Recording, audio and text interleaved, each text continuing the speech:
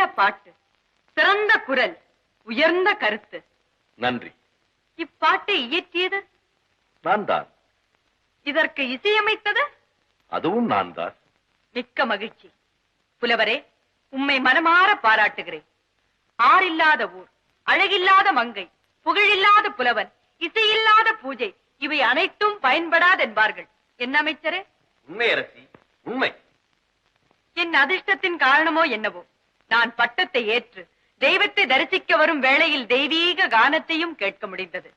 என் இதயம் குளிர்ந்தமைக்காக இப்புலவருக்கு ஏதேனும் பரிசு கொடுக்க முடிவு கட்டிருக்கிறேன். தங்கள் சித்தப்படியே செய்கள் தேவி. புலவரே, நான் அரசியானதும் முதலில் கொடுக்கும் பரிசு இது. நானே அகமகிழ்ந்து கொடுக்கிறேன் என்றால் இதற்கு விலை மதிப்பே கிடையாது. பெற்றுக்கொள்ளும்.